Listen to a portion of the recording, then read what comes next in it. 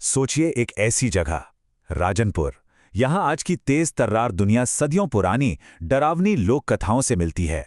और यहाँ के कुछ रास्ते वो सिर्फ मंजिल तक नहीं बल्कि किसी अनकहे खौफनाक सच तक ले जाते हैं।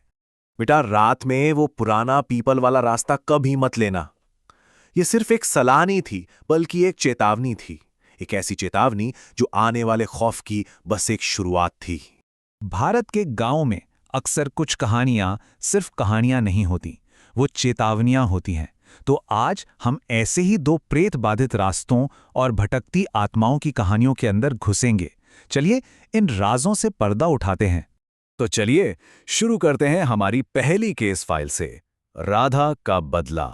ये कहानी है एक ऐसी लड़की की जिसकी मौत ने एक रास्ते को हमेशा हमेशा के लिए एक डरावने साए में कैद कर दिया।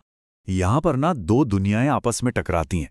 एक तरफ है गांव वाले जो राधा नाम की एक बिना आंखों वाली बदला लेने वाली आत्मा के डर में जी रहे हैं, और दूसरी तरफ है शहर से आया अजय, जिसके लिए ये सब सिर्फ अंधविश्वास है और कुछ नहीं। अब होता यह है कि भारी बारिश की वजह से अजय गांव में फंस जाता है और उसे किसी भी हाल में शहर वापस जाना है। तभी मोहन नाम का एक गांव वाला उसे उसी भूतिया रास्ते से जाने की सलाह देता है। कहता है शॉर्टकट है। अजय सारी चेतावनियों को यूं समझिए हवा में उड़ाकर रात के अंधेरे में अकेले ही उस रास्ते पर निकल पड़ता है। और फिर उसका सामना होता है असली खौफ से।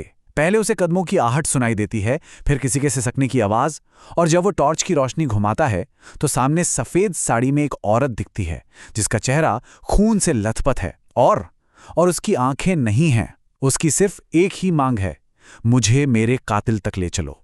यहाँ कहानी में एक ऐसा जबरदस्त मोड़ आता है कि एक तांत्रिक अजय को सच बताता है कि राधा का कातिल कोई और नहीं बल्कि मोहन ही था।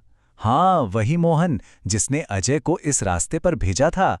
पता चलता है कि लालच में आकर उसने अपनी ही प्रेमिका राधा की हत्या कर दी थी। और फिर बदला पूरा होता है। राधा की आत्मा मोहन को दबोच लेती है और उसकी चीखें पूरे जंगल में गूंजती हैं। अपना बदला लेने के बाद ऐसा लगता है कि राधा की आत्मा हवा में कहीं गायब हो गई है। सब कुछ शांत हो जाता है। पर क्या कहानी यहीं खत्म हो जाती है? नहीं, 6 महीने बाद वो खौफ फिर से लौट आता है। उसी रास्ते पर लोग दोबारा गायब होने लगते हैं। राधा वापस आ गई है, लेकिन इस बार वो अकेली नहीं है। उसके साथ उन सब की आत्माएं हैं जिनके साथ धोखा हुआ था। वो अब सिर्फ अपना बदला नहीं ले रही, बल्कि अपने जैसी और भी आत्माओं को इकट्ठा कर रही है। चलिए अब चलते हैं अपनी दूसरी केस फाइल की तरफ, श्रापित गांव। ये कहानी है एक ऐसे मुसाफिर की और एक ऐसे गांव की जहां सूरज ढलने के बाद कोई रुकने की हिम्मत नहीं करता। आरुष नाम का एक यात्री है जो जंगल के बीच एक सुनसान ढाबे पर फंस जाता है जब उसकी बस उसे वहीं छोड़कर चली जाती है। चारों तरफ घना जंगल और धीरे धीरे शाम गहरा रही है। ढाबे का मालिक ताला लगाते हुए उसे एक बहुत ही अजीब सी चेतावनी देता है। वो कहता है, ये जगह वैसी नहीं है जैसी दिखती है। तुम्हारा ड्राइवर एक वजह से भागा है। अंधेरा होने के बाद यहाँ कोई नहीं ठहरता। बिल्कुल अजय की तरह आरुष भी इस चेतावनी को बस गांव वालों का वहम समझकर नजरअंदाज कर देता है। वो अपने मैप पर पास का एक गांव देखता है और सोचता है कि रात वहीं गुजारेगा, और वो पैदल ही उस गांव की ओर चल पड़ता है। और बस यहीं से उस श्राप का राज खुलना शुरू होता है जिसने उस पूरे गांव को अपनी गिरफ्त में ले रखा है। गांव में एक बहुत ही भयानक अनुभव के बाद आरुष को किशन नाम का एक रहस्यमयी अजनबी बचाता है, और यही किशन उसे उस गांव के पीछे की दर्दनाक खूनी कहानी बताता है। ये बात है 1946 की। एक अंग्रेज अफसर को गांव की एक लड़की रूपा पसंद आ जाती है। गांव का जो मुखिया था वो उस अफसर को खुश करने के लिए अपने ही लोगों को धोखा दे देता है।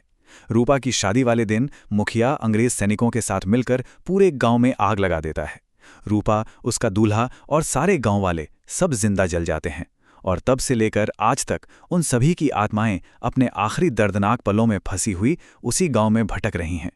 अगली सुबह जब आरुष उठता है तो जिस पुराने घर में उसने रात बिताई थी वहां उसे एक पुराना मुड़ा तोड़ा शादी का कार्ड मिलता है। उस कार्ड पर लिखा था, रूपा संग किशन 22 दिसंबर 1946। आरुष के तो होश उड़ जाते हैं जिस किशन ने रात भर उसे बचाया वो कोई इंसान नहीं बल्कि रूपा का वही दूल्हा था जिसकी आत्मा भी 75 सालों से उस गांव में भटक रही है। तो इन दोनों कहानियों से आखिर हम क्या समझ सकते हैं?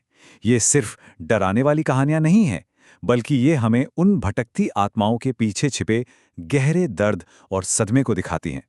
अगर हम दोनों मामलों को देखें ना, तो दोनों की जड़ में एक ही चीज है, धोखा।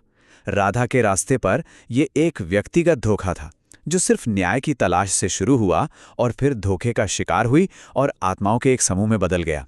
वहीं श्रापित गांव में ये एक सामुदायिक धोखा था जहां एक पूरे के पूरे समुदाय की आत्माएं कभी ना खत्म होने वाले बदले के चक्र में फंसकर रह गईं। मतलब साफ है, ये कहानियां हमें यही बताती हैं कि एक अनसुलझा सदमा, खासकर जब वो धोखे से मिला हो, तो वो आत्माओं को हमेशा के लिए एक जगह से बांध सकता है, उन्हें कभी शांति नहीं मिलने देता। और ये हमें एक बहुत बड़े सवाल के साथ छोड़ जाता है, क्या एक अनकही कहानी, एक अधूरा न्याय वाकई किसी आत्मा को हमेशा हमेशा के लिए भटकने पर मजबूर कर सकता है?